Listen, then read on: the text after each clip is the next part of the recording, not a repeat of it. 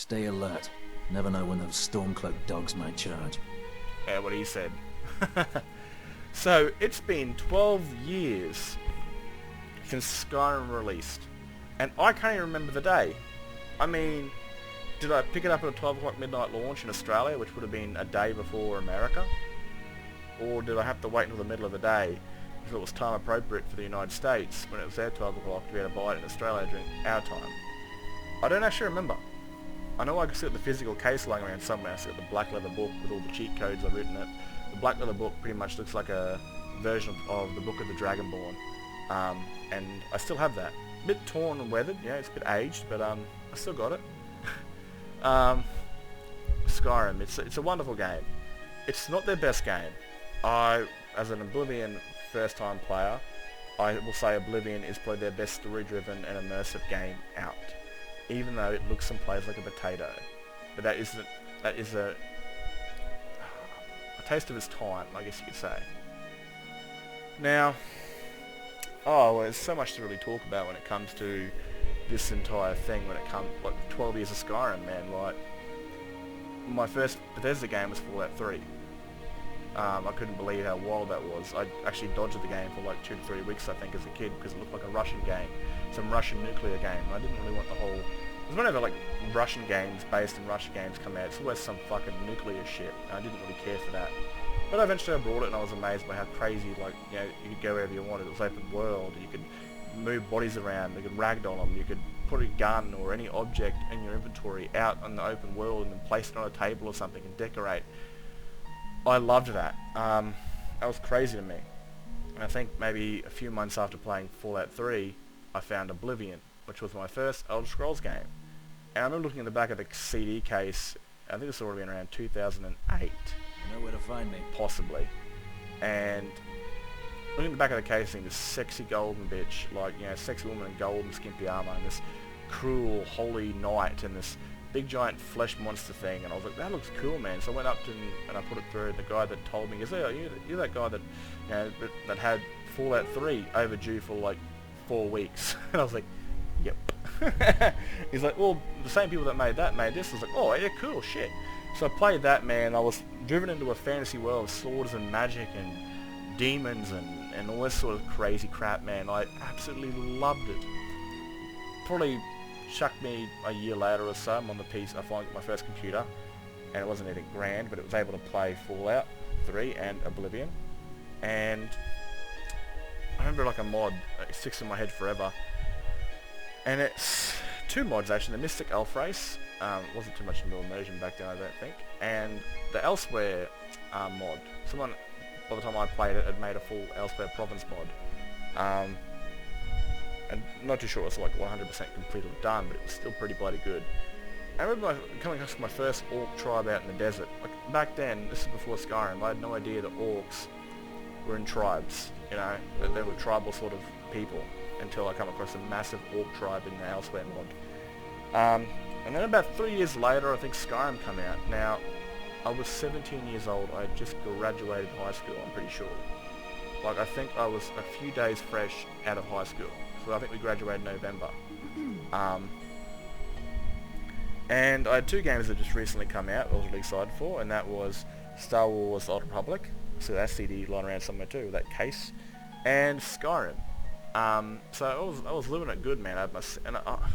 I'm a very singly focused person. Like, if it ain't broke, don't fix it.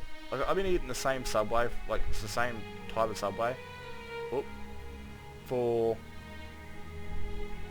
probably 15, 17 years. I mean, I can't spread my focus across many different games. I just can't do it. I try to, but I can't. If I lose interest in that game, I don't play it anymore. Skyrim has always been around 99.8% that game I focus on.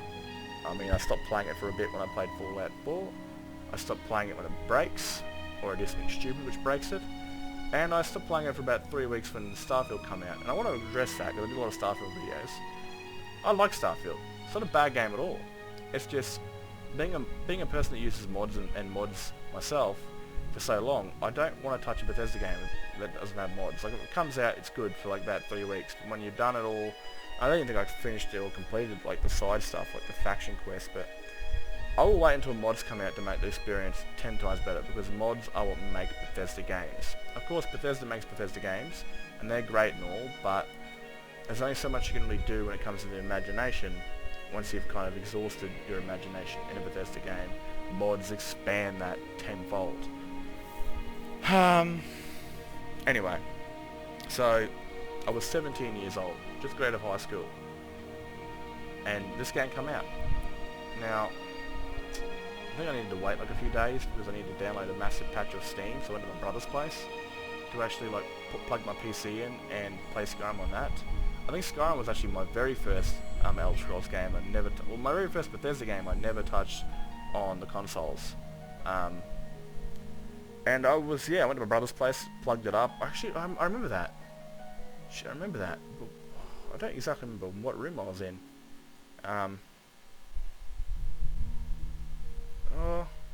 Yeah, I don't know. These memories are like, well, 12 plus years old. And I remember playing it and jumping into it and just, I guess, loving it, you know. I definitely loved it. I'm still playing it today, of course. It looked visually like a lot better to Oblivion, you know, because I was playing Oblivion and I was playing Skyrim. I mean, the graphics, the overall general look of humans looked 10 times better to what they did look like in base Oblivion. Of course, still pretty gross looking, you know, the vanilla sort of stuff. And let me show you real quick. This is actually my character when I first started playing. Looks a little different in the eyes, I think, but it was a preset Imperial 5 for the males. So, show breast menu. Now, I'm actually using the vanilla female body.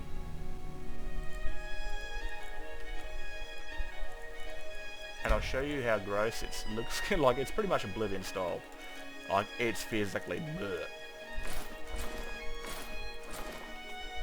I mean, oh, I thought that's broken somehow. Look at this character, man.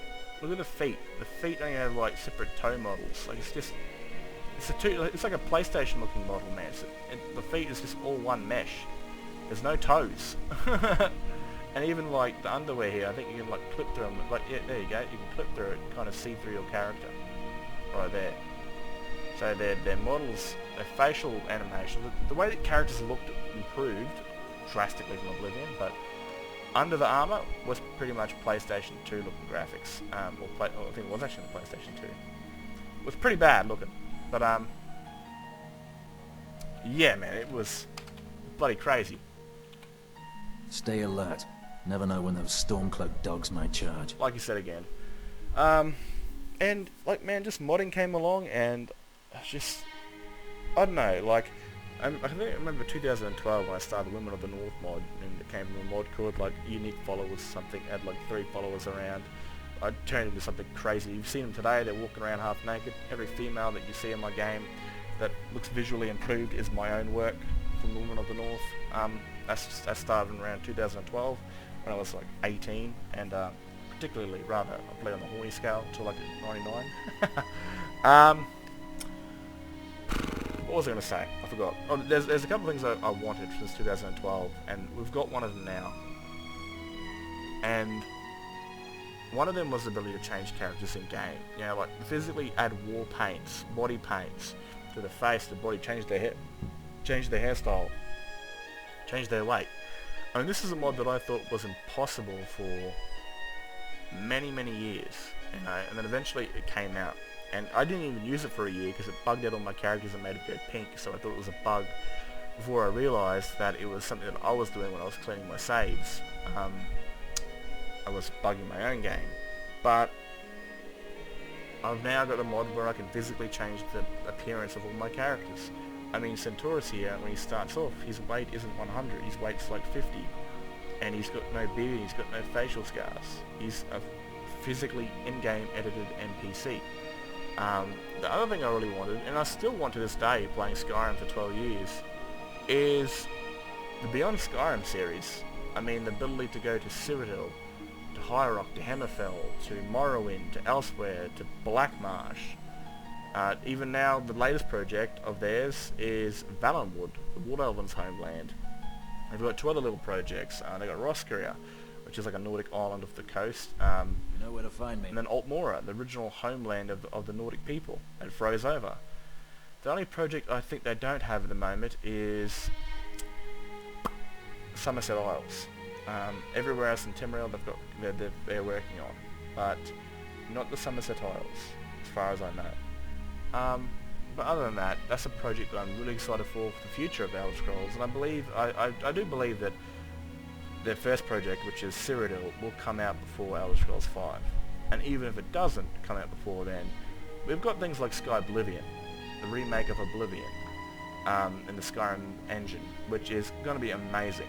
And then probably Sky Oblivion will come out shortly after, within a couple of years of that, before eventually Elder Scrolls 6, which leads me to another question. Would I be able to play Elder Scrolls 6 since I've played this game for so long? Like, I know there's players out there that still play Oblivion, that were my age when Oblivion came out, that were my age when Morrowind came out, and they're still playing it, they're still glued to that game. I guess it's really good for them because they can upgrade their PC every like 12 years without having to worry about their graphics or anything. Because when I upgraded my PC this year for Starfield, I noticed a dramatic improvement in loading times and everything. I mean, it's 10 times better playing it on this new PC. And if I'm still playing on this friggin' game another 12 plus years, like, I'm gonna cap where there's like no point in like just ever upgrading my PC ever again. But I do like to play other games. Like I said, I played Knights of the Republic for many years before they changed Australian servers. And it was like Battlefront 1 and Battlefront 2 EA, and it was GTA 5. Now it's Battlefield 5. I've been playing that for quite a few years. So I'm very singly focused. I can only focus on like one single player game and then one multiplayer game. And that's the kind of way that I work. And I've always been focused on Skyrim because there's a lot more to do in Skyrim when it comes to modding and fantasy. I mean, it's crazy, man, when you think about it, right? Think about all the crazy stuff you can do in Skyrim. Because fantasy, I guess, does have a lot more openness to it. I don't know. But, again, like, I don't know what else to say, man, to be honest with you. I've enjoyed the ride. I don't think Skyrim's storytelling, or its main quest, or even its guild quest, or especially its Civil War quest, are that grand. I mean, I'd probably give them a 5. You know, the big plot holes and stuff like that, I wouldn't say it was their greatest game. I'd definitely say Oblivion, to my perspective, since that was my first, was their greatest game. Their guild quest, their main quest, that shit was awesome. Skyrim felt a little bit watered down, but it was a rather visual improvement. But I'll be able to go back to Cyrodiil one day soon, either in 2025 or 2026 when Sky Oblivion comes out, or I'll be able to return to Cyrodiil 200 years later in the events of Beyond Skyrim, which is kind of already out with Bruma. But other than that, it's like 12 years I've been here, and I've always enjoyed this game, and I've recently, like, you know, I don't know how long I've been talking for, probably like 30 minutes,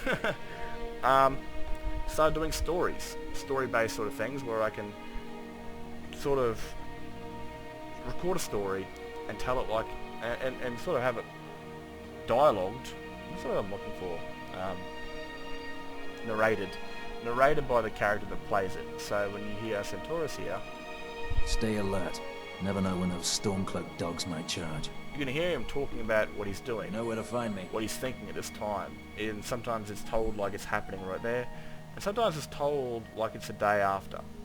I really thought about doing this series when I first started doing the whole Skyrim story series as like something told 5 or 10 years later, when, you know, Centaurus is sitting down writing a book and he's telling you about the story. But I didn't want to do it all through one character. I thought it'd be a bit more interesting to do it with multiple different characters, so you hear those characters speak. But at the very end of it, or during certain things, I guess I'd really like to explore this character talking about Skyrim many years, but I'm nowhere near there yet. Anyway, I think I've rambled on for long enough, and I'm still happy to be in Skyrim, and I think I'll still be here until Elder Scrolls 6 comes out.